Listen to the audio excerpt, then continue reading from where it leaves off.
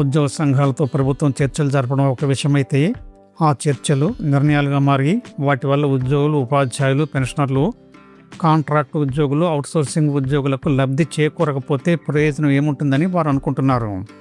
ఇప్పుడు అందరు ఉద్యోగుల్లోనూ, పెన్షనర్లలోనూ ఇదే ప్రశ్న మొదలవుతోంది. 4 రోజుల క్రితం ఉద్యోగ సంఘాలు ఏపీజేఏసీ అమరావతితో మంత్రులు అనగాని సత్యప్రసాద్, కొలుసు పార్థసారథి చర్చలు జరిపిన తర్వాత కూడా ఉద్యోగ సంఘాలు మరోసారి మంత్రిని కలిసి జాయింట్ స్టాఫ్ కౌన్సిల్ సమావేశాన్ని తక్షణమే నిర్వహించాలని కోరడం దీర్ఘకాలికంగా పెండింగ్లో ఉన్న డిమాండ్ల పరిష్కారంపై ఉద్యోగుల ఒత్తిడి రాను రాను పెరుగుతున్నదనడానికి నిదర్శనంగా భావించాలి. ఇందులో భాగంగా ఏపీజేఏసీ అమరావతి చైర్మన్ బొప్పరాజు వెంకటేశ్వర అధ్యక్షతన రాష్ట్ర నాయకత్వం మంగళవారం రెవెన్యూ, స్టాంపులు, రిజిస్ట్రేషన్ శాఖ మంత్రి అనగాని సత్యప్రసాద్ను కలిసి మరోసారి వినతిపత్రం సమర్పించారు. ఉద్యోగులు, ఉపాధ్యాయుల దీర్ఘకాలిక సమస్యలు, పెండింగ్ బకాయిల పరిష్కారానికి ఆలస్యం చేయకుండా వెంటనే జాయింట్ స్టాఫ్ కౌన్సిల్ సమావేశాన్ని ఏర్పాటు చేయాలని ఏపీజేఏసీ అమరావతి ప్రభుత్వాన్ని ఈ సందర్భంగా మరోసారి కోరింది. ఈ సమావేశం కేవలం మరో వినతి పత్రం సమర్పించడం మాత్రమే కాదు.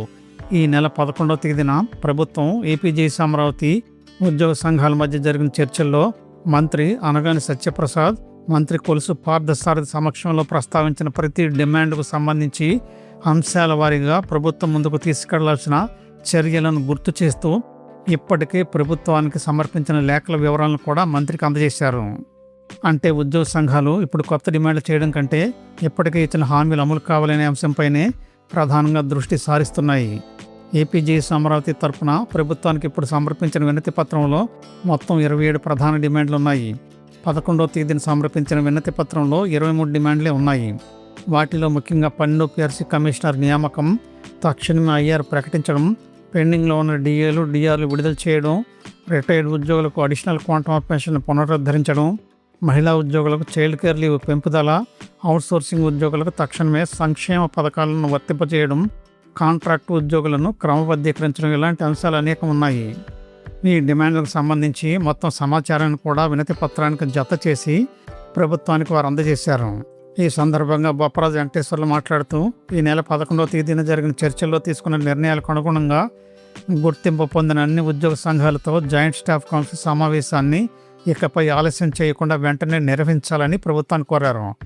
అలాగే ఉద్యోగులు, ఉపాధ్యాయులు, పెన్షన్లు, కాంట్రాక్టు, అవుట్సోర్సింగ్ ఉద్యోగులకు సంబంధించిన ఆర్థికేతర డిమాండ్లపై స్పష్టమైన నిర్ణయాలు తీసుకొని అమలు దిశగా తక్షణ చర్యలు ప్రారంభించాలని విజ్ఞప్తి చేశారు.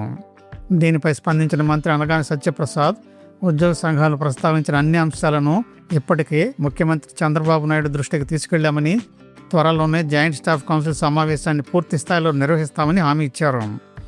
ఈ సమావేశంలో APJAC Amaravati secretary general Palisetti Damodara Rao, Battina Ramakrishna తదితర రాష్ట్ర నాయకులు పాల్గొన్నారు. దీనికి తోడు నిన్న భీమవరంలో ఉపాధ్యాయుల ఫ్యాప్టో ఆధ్వర్యంలో కలెక్టరేట్ వద్ద ఉపాధ్యాయుల నిరసన చేపట్టారు. ఫ్యాప్టో అధ్యక్షులు సాయి శ్రీనివాస్, ఎమ్మెల్సీ గోపిమూర్తి నిరసనలు పికెటింగ్ చేసేందుకు ప్రయత్నించారు. జిల్లా జాయింట్ కలెక్టర్ను కలెక్టరేట్లోనికి వెళ్లకుండా అడ్డుకోవడంతో ఘర్షణ వాతావరణం ఏర్పడింది. ఈ సందర్భంగా వీరు కూడా ఇవే సమస్యలపై విలేకరులతో మాట్లాడారు. మొత్తం పరిణామాలను పరిశీలిస్తే ఉద్యోగ సంఘాల పోరాటం ఇప్పుడు కేవలం డిమాండ్ల జాబితా సమర్పించే దశను దాటింది. ఇప్పటికే జరిగిన చర్చల్లో ప్రభుత్వం ఇచ్చిన హామీలను కార్యరూపంలోకి తీసుకురావాలని, ముఖ్యంగా జాయింట్ స్టాఫ్ కౌన్సిల్ ద్వారా కాలపరిమితితో కూడిన నిర్ణయాలు తీసుకోవాలని సంఘాలు స్పష్టంగా కోరుతున్నాయి.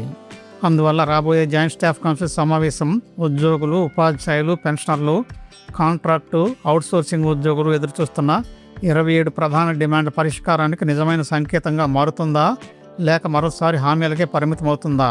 ఇదే ఇప్పుడు అందరి దృష్టిని ఆకర్షిస్తున్న కీలక ప్రశ్న. వీడియో నచ్చితే తప్పకుండా సబ్స్క్రైబ్ చేసుకోండి, 10 మందికి షేర్ చేయండి, తప్పనిసరిగా లైక్ చేయండి. ధన్యవాదాలు.